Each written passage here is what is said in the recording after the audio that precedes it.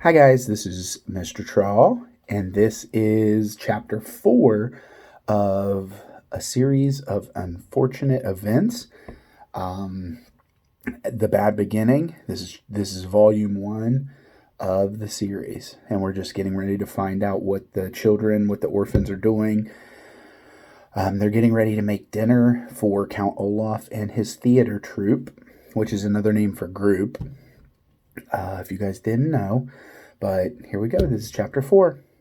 The Baudelaire orphans copied the puttanesca recipe from the cookbook onto a piece of scrap paper, and Justice Strauss was kind enough to escort them to the market to buy the necessary ingredients. Count Olaf had not left them very much money, but the children were able to buy everything they needed. From a street vendor, they purchased olives after tasting several varieties and choosing their favorites. At a pasta store, they selected interestingly shaped noodles and asked the woman running the store the proper amount for 13 people. The 10 people Count Olaf mentioned, and the 3 of them. Then at the supermarket, they purchased garlic, which is sharp-tasting bulbous plant, anchovies, which are small salty fish, capers, which are flower buds of a small shrub and taste marvelous, they do, and tomatoes, which are actually fruits and not vegetables, as most people believe. They thought it would be proper to serve dessert and bought several envelopes of pudding mix. Perhaps the orphans thought if they made a delicious meal, Count Olaf might be a bit kinder to them. Thank you so much for helping us today, Violet said, as she and her siblings walked home with Justice Strauss. I don't know what we would have done without you. You seem like a very intelligent person. I dare say I would have thought of something, but it continues to strike me as odd that Count Olaf has asked you to prepare such an enormous meal. Well, here we are. I must go inside and put my own groceries away. I hope you children will come over soon and borrow books from my library. Tomorrow? Klaus said quickly. Could we come over tomorrow? I don't see why not, Justice Strauss said, smiling. I can't tell you how much we appreciate this, Violet said carefully. With their kind parents dead and Count Olaf treating them so abominably, the 3 children were not used to kindness from adults and weren't sure if they were expected to do anything back. Tomorrow, before we use your library again, Klaus and I would be more than happy to do some household chores for you. Sonny isn't really old enough to work, but I'm sure we could find some way the children could help you. Justice Strauss smiled at the 3 children, but her eyes were sad. She reached out a hand and put in Violet's hair, and Violet felt more comforted than she had in some time. That won't be necessary, Justice Strauss said. You are always welcome in my home. Then she turned and went into her home, and after a moment of staring after her, the Baudelaire children went into theirs. For most of the afternoon, Violet, Klaus, and Sonny cooked the puttanesca sauce according to the recipe. Violet roasted the garlic and washed and chopped the anchovies. Klaus peeled the tomatoes and pitted the olives. Sonny banged on a pot with a wooden spoon, singing a rather repetitive song she had written herself. And all 3 of the children felt less miserable than they had since their arrival at Count Olaf's. The smell of cooking food is often a calming one, and the kitchen grew cozy as the sauce simmered, a culinary term which means cooked over low heat. The 3 orphans spoke of pleasant memories of their parents about Justice Strauss, who they agreed was a wonderful neighbor and in whose library they planned to spend a great deal of time. As they talked, they mixed and tasted the chocolate pudding. Just as they were placing the pudding in the refrigerator to cool, Violet, Klaus, and Sonny heard a loud, booming sound at the front door, and it was flung open, and I'm sure I don't have to tell you who was home. Orphans! Count Olaf called out in his scratchy voice. Where are you, orphans? In the kitchen, Count Olaf, Klaus said. We're just finishing dinner. You better be, Count Olaf said, and strode into the kitchen. He gazed at all 3 of the Baudelaire children with his shiny, shiny eyes. My troop is right behind me, and they're very hungry. Where is the roast beef?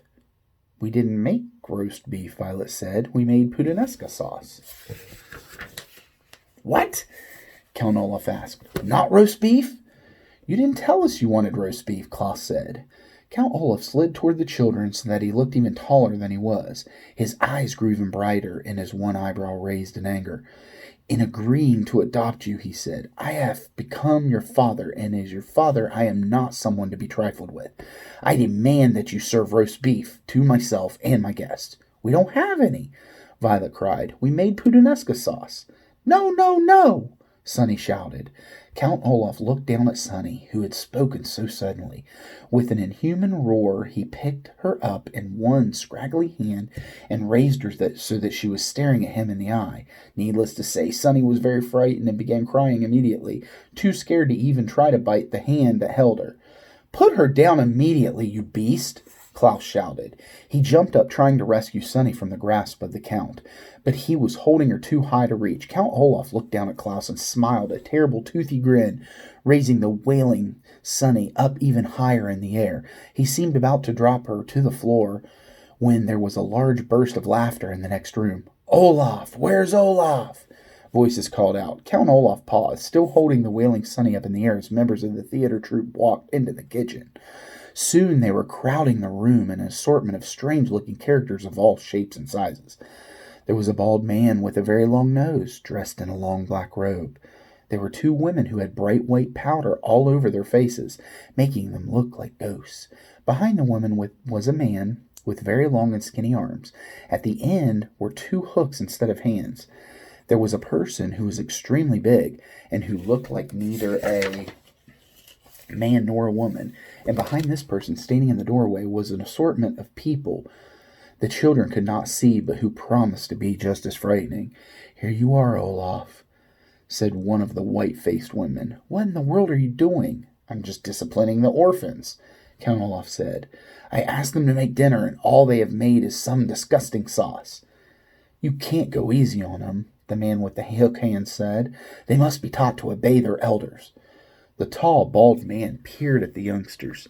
Are these, he said to Count Olaf, those wealthy children you were telling me about? Yes, Count Olaf said. They are so awful I can scarcely stand to touch them.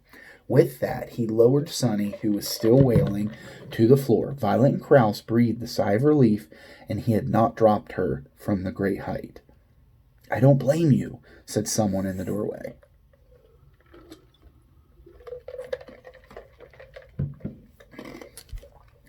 Count Olaf rubbed his hands together as if he had been holding something revolting instead of an infant.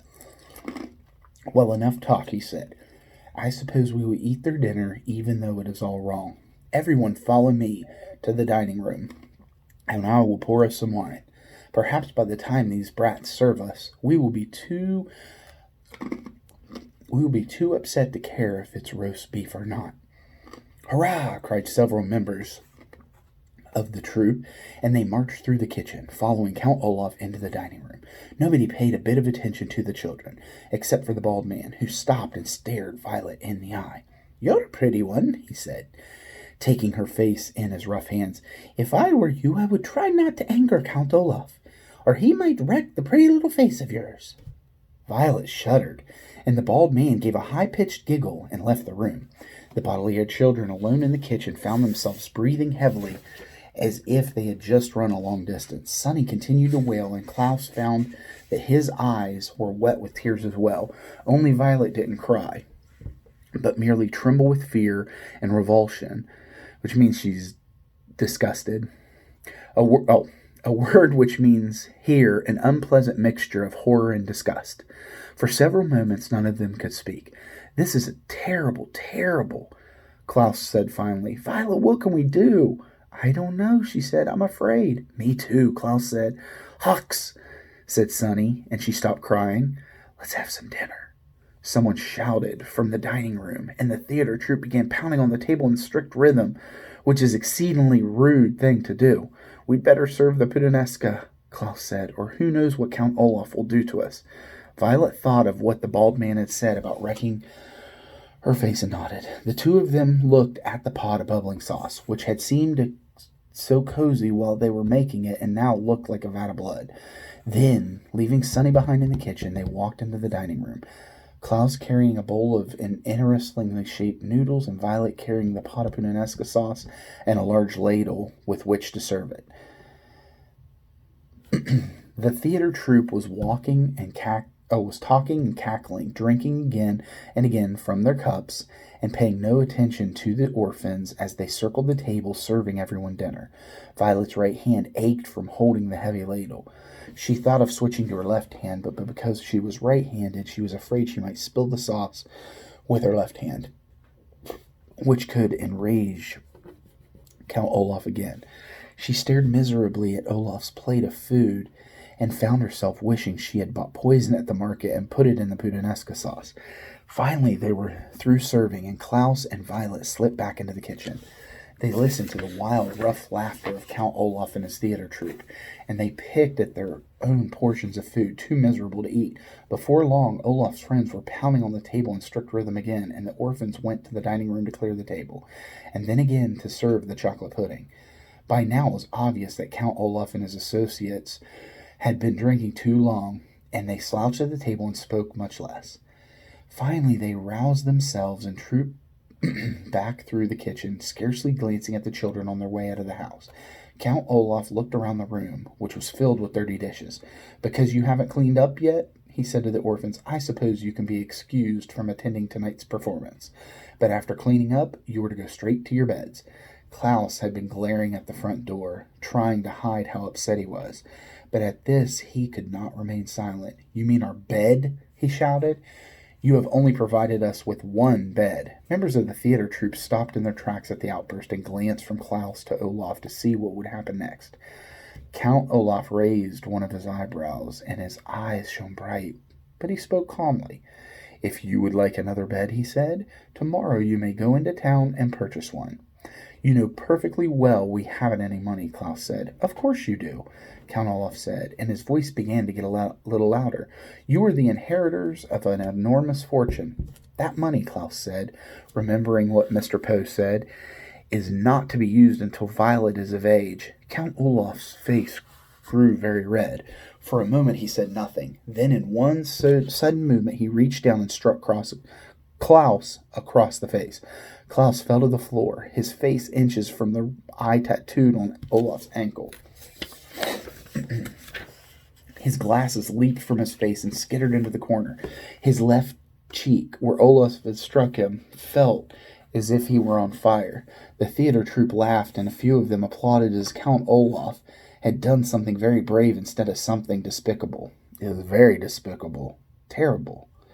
"Come on, friends," Count Olaf said to his comrades. "We'll be late for our own performance." "If I know you, Olaf," said the man with the hook hands, "you'll figure out a way to get at the Baudelaire money." "We'll see," Count Olaf said, but his eyes were shining bright as if he had already had an idea. There was another loud boom at the front door, shut behind Count Olaf and his terrible friends. The Baudelaire children were alone in the kitchen. Violet knelt at Klaus's side, giving him a hug to try to make him feel better.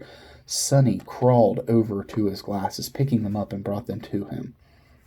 Klaus began to sob, not so much from the pain, but from the rage at the terrible situation they were in. Violet and Sonny cried with him, and they continued weeping as they washed the dishes, and as they blew out the candles in the dining room, and as they changed out of their clothes and lay down to go to sleep. Klaus in the bed, Violet on the floor, Sonny on her little cushion of curtains. The moonlight shone through the window, and if anyone had looked in the Baudelaire orphan's bedroom, they would have seen 3 children crying quietly all night long. Whew, that was a tough chapter. That was definitely a tough chapter. So we're on chapter 5 coming up, and if you guys have any suggestions for the next book, we're about 1/3 of the way through this one, so get thinking. And hope you're enjoying the story. Miss you guys. Hope you guys are being safe and you're healthy and you're staying inside and doing some work. And that's it. Guys, have a good day. Bye.